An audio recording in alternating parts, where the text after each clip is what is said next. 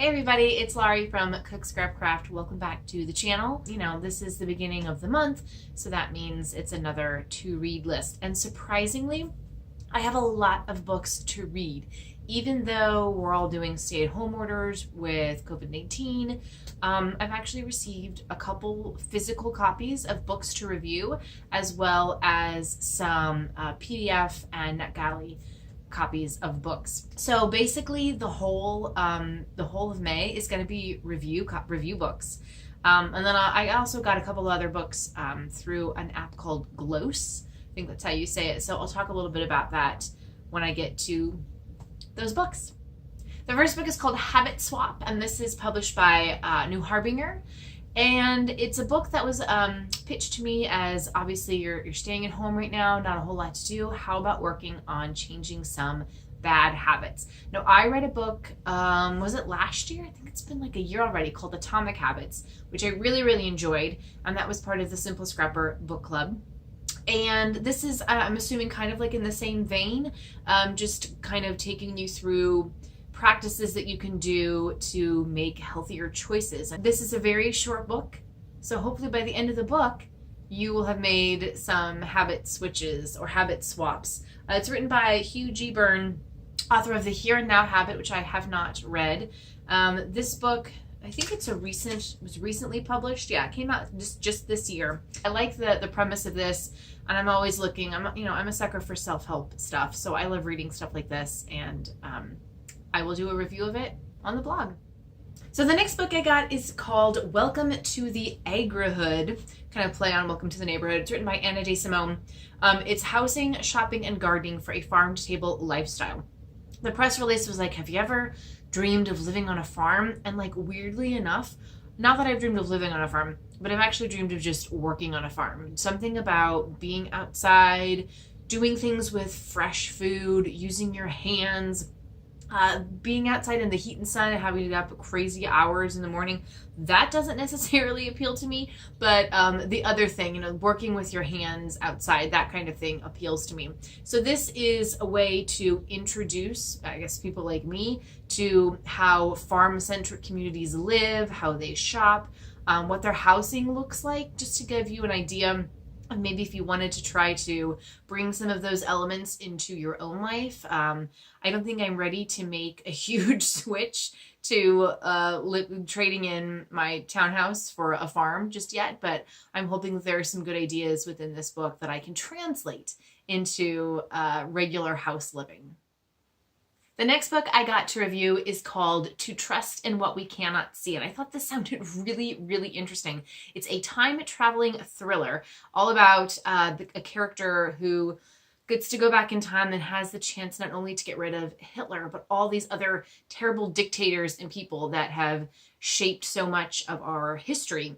The author of the book has actually used elements of real history and incorporated those into this work of fiction, which I thought was really, really interesting. So it's set in 1913, I believe. Yeah. And it takes place in Vienna. And I can't wait to see how this author tackles the subject of time travel and that ultimate question of what if you could go back in time and, change the course of history. Okay, something I'm really excited about. Last year, I got the chance to read Aurora Rising, which is the first in the Aurora cycle series. May 15th, the second book in the series is coming out. It's Aurora Burning, still by Amy Kaufman and Jay Kristoff. I'm so excited about this, you guys. When I reviewed Aurora Rising last year, I thought it was probably one of my favorite books of the year, and I actually made a note in my book journal series so that I could remember to check up on the next books in the series. And I got a press release with a NetGalley access to review the an uncorrected ebook file. So even though it's uncorrected, I think the other one wasn't. I got the other one after it was published. But anyway, I'm really, really excited about this book. I don't mind. I don't usually read ebooks. I don't mind reading them, especially in situations like this where it's just easier to send ebooks out, and it we're not hurting the planet by printing lots of books and trees, and nobody has to go to the post office and mail anything, so everybody stays safe. So I'm really looking forward to reading the second book in the series. Another book, I don't know if you can see it very well, but it's also a PDF version. It's called Eat Like You Give a Fork. And I thought it sounded amazing, especially because I'm in the middle of doing the Vegan Before 6 diet. And it's just the real dish on eating how to thrive. So I'm sure it's going to be giving me a lot of the same information that I've heard before. Eat lots of fruits and vegetables. But, you know, maybe she'll have some fun recipes within the book, something new to try. I love reading about food. I don't know about you guys. The food pictures, it looks like the food pictures in here are going to be amazingly yummy looking. And I want to like eat them right now. So yeah, that's definitely a plus side to the book. Something else that you probably can't see on the screen is this book. It's called Creating Equality at Home. There it is. And this is another book, I think it's recent, but it's a book that was pitched to me as, hey, we're at home quarantining. Both parents might be working from home. Both parents have to help out with the kids, but is that division of labor equal? You know, is one parent working from home and the other parent is working from home, making all the food, taking care of the kids, teaching the kids? So this is definitely going to be an interesting read right now.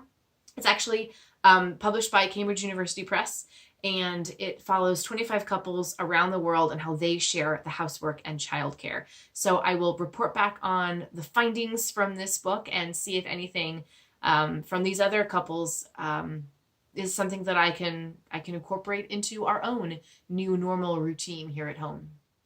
And the last PDF book I have to review is called The Burger King, a Whopper of a Story on Life and Leadership. And if you are probably thinking, oh, Burger King, Whopper. Yes, it's about the guy who founded Burger King. So you probably saw the movie about the whole McDonald's story, how that got started. I don't know anything about how Burger King got started. So I'm really interested to read that story. So I'm really looking forward to reading this one. I love a good nonfiction book, and I have to be honest, I don't eat at Burger King that often because I really don't like their burgers.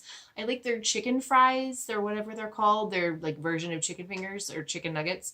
I like those. I love their croissant breakfast sandwich. So good. But the burgers, like, whatever.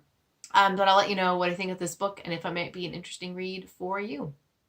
So then I also have a couple books on an app called Glos, and I subscribe to the Simon & Schuster newsletter, and recently, this past like month, or all of, I guess, April, they've been giving away free ebooks. So they'll have a selection of 6 books, and if you're on the subscriber list, you get the email. You can choose one of the books, and then it gets downloaded into the Glos app. So you have to read it on your phone or a tablet. For some reason, it's not compatible with the Amazon Fire tablet, which is really annoying, so I'm going to have to read the books on my phone. But I have right now 4 of those books to read, hoping that those books stay in my account for a while, because it's going to be a while till I get to them. But that just means that I'm going to have more books to read for June, and I can just carry over everything. So wish me luck, and I'd love to know what you guys are reading, what's on your to-read list. I'm so bummed that Book Expo and BookCon has been canceled for 2020. How many of you were planning on going to either or both? I don't really know what they're going to do in terms of connecting with the book fans, or getting all of the arcs out, you know, creating buzz in advance for some of these books the way that they usually do at the trade show. So yeah, it'll be really interesting to see in the coming weeks what happens with that. So those are the books that I'm going to be reading, and I hope that you enjoy whatever you're reading this month. Bye. Happy reading.